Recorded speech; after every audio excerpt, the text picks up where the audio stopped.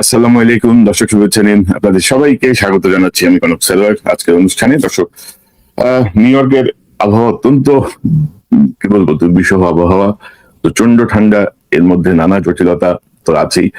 তো দুটি প্রসঙ্গ, অত্যন্ত সংক্ষিপ্ত একটি অনুষ্ঠান, এমনিতে অনেক দেরি হয়ে গেছে। আহ যে হাসিনার রাজনীতির আসলে কবর দিয়ে দিয়েছে তার ছেলে সজীব ওয়াজেদ জয়। আল জাজিরার এক সাংবাদিকের সঙ্গে সাক্ষাৎকারে এই বক্তব্যটা, এবং আমাদের রাজনীতিতে এই যে ধরেন 2001-এর পরে যে যে প্রপার যে নির্বাচনের যে একটা আয়োজন, সেই আয়োজনে আমরা দেখছি যে সেই 24 বছর পরেও 1947 সাল থেকে যে ধারার রাজনীতি বাংলাদেশে শুরু হয়েছিল, যে ধর্মকে পুঁজি করে রাজনীতি, ধর্ম ভিত্তিক বেশভূষা ধরে ধর্মভিত্তিক কথাবার্তা বলে মানুষের মন জয় করার যে কৌশল, সেই সেই ধারার আসলে খুব বেশি পরিবর্তন হয়নি। তো সজীব ওয়াজেদ জয়কে দিয়ে শুরু করি। প্রথমেই আমরা তার কি বক্তব্যটা যদি শুনি তাহলে বুঝতে পারবেন যে কেন আমরা বলছি যে সজীব ওয়াজেদ জয় তার মায়ের রাজনীতির, হাসিনার রাজনীতির কবর রচনা করে দিয়েছে। আমরা একটু শুনি। Indicated that your mother is planning to retire from Yes. politics. So after this, I mean, if she was ever able to go back to Bangladesh, she is not going to be in the political space anymore? No, she's old. My mother's elderly. This was going to be her last term anyway. She wanted to retire. So this is in a sense the end of the Hasina era. Possibly, yes. Okay.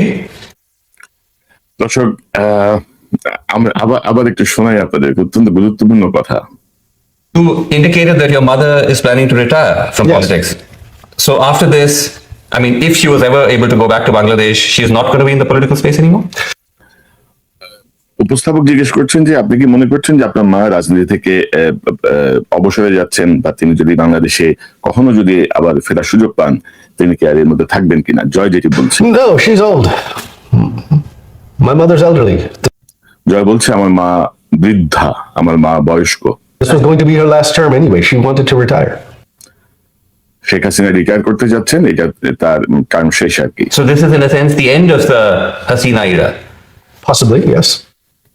মানে হাসিনা জামানার শেষ, উপস্থাপক বলছেন, জয় তার সঙ্গে agri করছেন যে yes. Okay. So you're saying that if the Awami League does get a chance to re-enter Bangladesh politics, it'll be without her. Yeah. অর্থাৎ বাংলাদেশে যদি আওয়ামী লীগ কখনো আবার রাজনীতির সুযোগ পায় বা সুযোগ করে নিতে পারে, তাহলে সেটি হবে হাসিনা বিহীন, এবং তার পুত্র তার সঙ্গে একমত। এই যে সজীব ওয়াজেদ জয় যে কথাটি বললো, এই কথাটি যদি আওয়ামী লীগের কোনো পর্যায়ের কোনো নেতা বলতো, ইতিমধ্যে দেখতেন যে বহিষ্কার এবং তাকে ধাওয়া পাল্টা ধাওয়ার নানা রকমের আয়োজন শুরু হয়ে যেত বিশ্বব্যাপী। এবং ভেরি আনফর্চুনেটলি শেখ হাসিনা আবার গতকালই দিল্লির প্রেস ক্লাবে একটা বক্তব্য দিয়েছেন, রেকর্ডেড বক্তব্য, তাও তাও ভার্চুয়ালি ও আসতে পারেন নাই, আসতে দেওয়া হয়নি। সেই তার সেই পুরাতন সেই কাসন্দি, যে সুদখোর ইউনূস, হাসিনা সে একেবারে নিষ্পাপ, তার জনপ্রিয়তা, অর্থনীতি, ভারতের তোষণ, এই সবকিছু মিলায় হাসিনা কিন্তু সেই তার পুরাতন রেকর্ড বাড়িয়ে যাচ্ছে।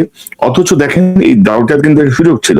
হাসিনা যদি মাফ চাইতো, হাসিনা যদি বলতো যে আমি সকল দায় দায়িত্ব নিয়ে সরে গেলাম, আমি নতুন নেতৃত্ব দিলাম, আমার দলের এরা এরা এরা এই কাজগুলা করছে, এরা এরা এরা টাকা লুট করছে, আমি নিজে দায়িত্ব নিয়ে টাকাগুলা রাষ্ট্রীয় কোষাগারে ফেরতের ব্যবস্থা করে দিচ্ছি, আমি সবকিছু করছি, সেটি না করে হাসিনা, আপনারা দেখছেন যে গত 16-17 মাস ধরে হাসিনা অব্যাহত ভাবে কিন্তু হুমকি দিয়ে গেছে, ধমক দিয়ে গেছে, এরে কাটিয়ে ফেলবে, এরে মারিয়ে ফেলবে, এর ঘর জ্বালাই দেবে, এর হাত কাটিয়ে ফেলবে, কারে কারে ফাঁসি দিছে, আরো ফাঁসি দিব। অর্থাৎ ধরেন একটা মানে তার যে কোনো শিক্ষা হয়নি, তার যে কোনো পরিবর্তন হয়নি, সেটি ইন্ডিকেট করছিল। এবং আজকে আপনার এই মুহূর্তে জয়ের যে বক্তব্যের কিছু অংশ শুনলেন, তাতে বুঝতে পারছেন যে তার রাজনৈতিক কবর রচিত হয়ে গেছে। তার ব্যাপারটা তার ছেলেই ওন করছে না, তাকে তার ছেলেই ধারণ করছে না। তো আমার মনে হয় যে এর মধ্যে নিশ্চয়ই আওয়ামী লীগ যারা করেন, এখনো আওয়ামী লীগের অনুসারী, তাদের জন্য অনেক ধরনের শিক্ষা রয়েছে, যদি তারা সেটি গ্রহণ করেন, যদি তারা সেটি থেকে বোঝেন যে তারা যে গণহত্যা চালিয়েছেন, তারা যেই নিপীড়ন চালিয়েছেন মানুষের উপরে,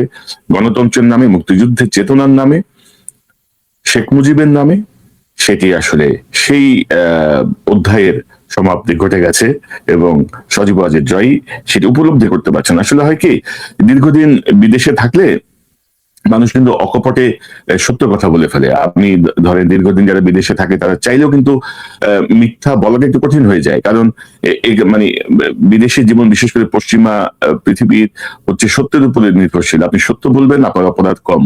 আপনি যদি সত্য স্বীকার করেন, আপনি যদি ভুল স্বীকার করেন, দায় স্বীকার করেন, সেক্ষেত্রে আপনার মধ্যে যে মানসিকতা গড়ে ওঠে, আমি সজীব ওয়াজেদ জয়ের বক্তব্যে তার একটা রিফ্লেকশন দেখতে পাচ্ছি।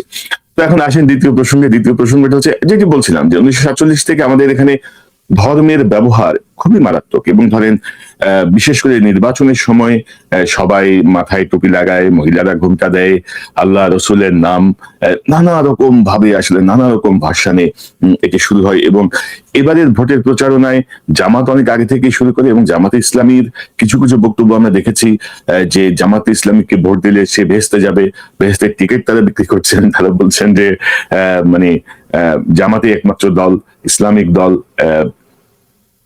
তারা ভোট দিলে দুনিয়া এবং আখিরাত দুই জায়গাতেই কল্যাণ হবে। এবং মানে একটা অদ্ভুত একটা, মানে আমি একটা শব্দ ব্যবহার করেছি, দেখবেন যে কি একটা অবস্থা, অর্থাৎ যে কি যে একটা জটিল অবস্থা।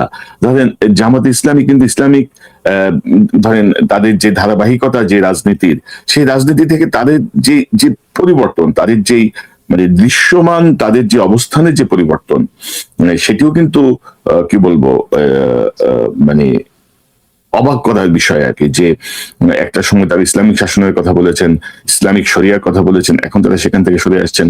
এবং এবারই জামাত বিস্ময়কর ভাবে একজন হিন্দুকে মনোনয়ন দিয়েছেন, হিন্দু ধর্মের একজন মানুষকে খুলনা 1 আসনে মনোনয়ন দিয়েছেন, কৃষ্ণ নন্দী। এবং আমরা তো কৃষ্ণ নন্দীর একটা বক্তব্য যদি শুনি। তারুণ্যের এই জামাত ইসলামে হিন্দুরাও প্রার্থী হতে পারবে। তারুণ্যের প্রথম ভোট দাঁড়িপাল্লার পক্ষে।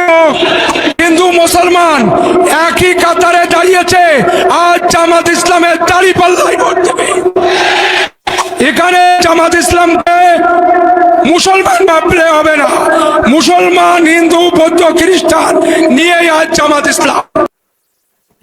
অনেক অদ্ভুত অদ্ভুত একটা অবস্থা। মানে ধরেন এটার কোনো ক্লিয়ার কোনো ব্যাখ্যা কিন্তু নাই আর কি। যে আপনি জামাত ইসলামের, আসলে জামাত ইসলাম চাচ্ছে এক ধরনের উদার রাজনীতিকরণ, উদার রাজনীতির আবহ তৈরি করা, কিন্তু তাদের আসলে সংবিধানে তাদের দলীয় যে গঠনতন্ত্র, সেই গঠনতন্ত্রে কি আছে, সেই গঠনতন্ত্রে কোনো পরিবর্তন হয়েছে কিনা আমি জানি না। আমি অ্যাকচুয়ালি জামাতের আমির শফিক সাহেবকে আমন্ত্রণ জানিয়েছি, উনি যদি সময় দেন আমরা হয়তো বিষয়গুলো বিস্তারিত বোঝার চেষ্টা করব।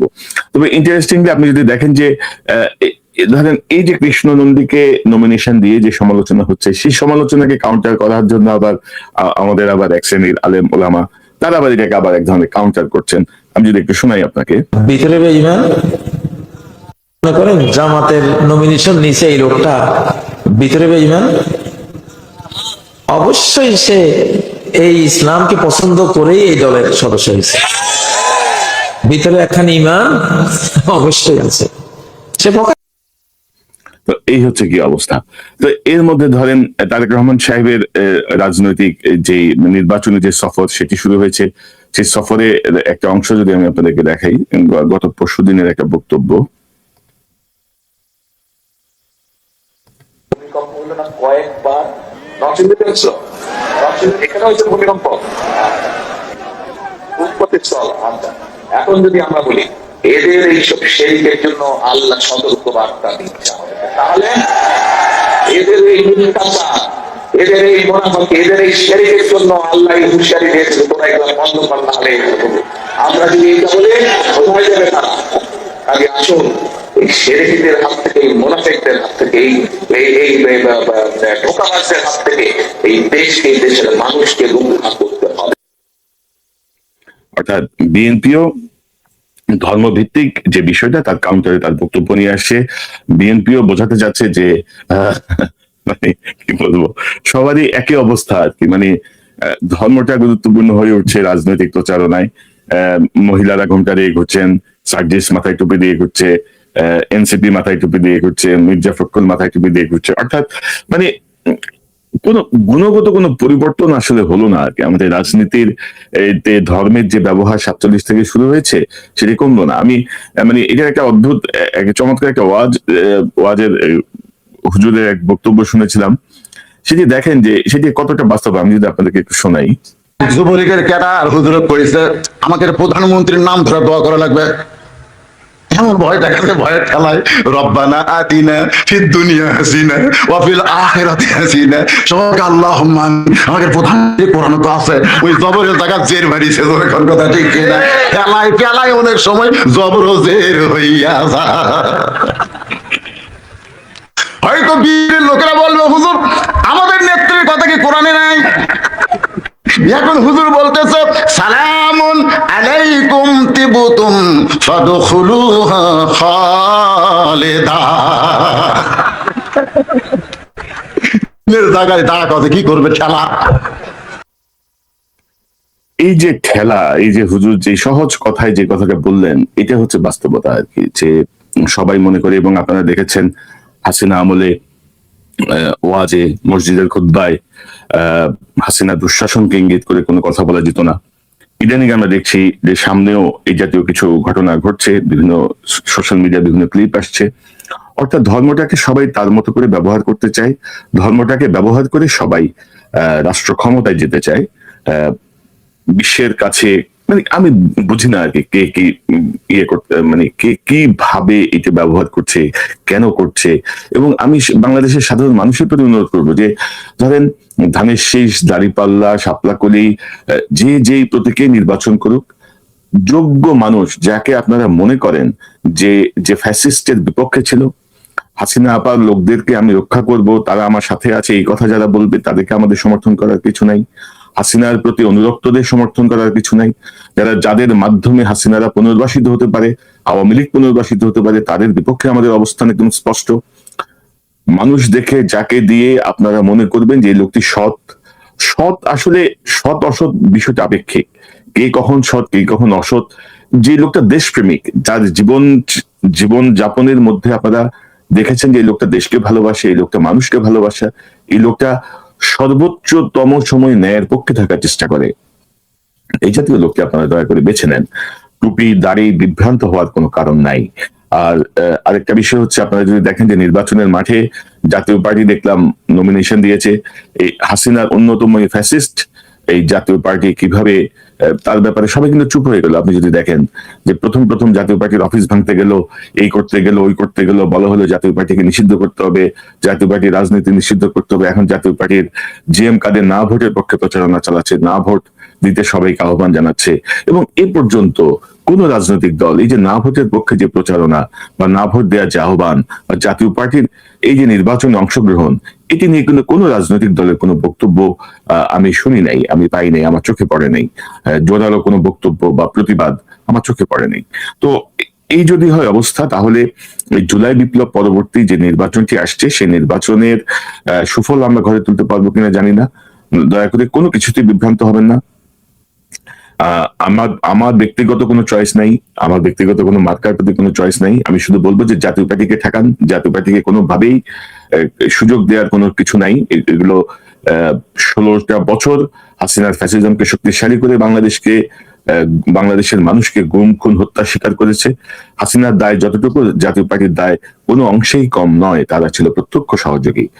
এর বাইরে যে মার্কারগুলো আছে, সেই মার্কারগুলো আমি তো বললামই, যাকে আপনাদের যোগ্য মনে হয়, যাকে আপনারা মনে করেন যে দেশের জন্য কার্যকর হবে, দেশ এগিয়ে যেতে সহায়তা করবে, যারা উদার দৃষ্টিতে দেশ পরিচালনা করবে, যারা রাজনৈতিক হিংসা, বিদ্বেষ, কামড়াকামড়ি, রক্তারক্তি থেকে দেশকে উন্নয়নের দিকে নিয়ে যাবে, যাদের মধ্যে একটা ভীষণ আপনারা দেখতে পাবেন, ব্যক্তি মানুষটিকে আপনারা যদি পছন্দ করেন আপনারা ভোট দেবেন।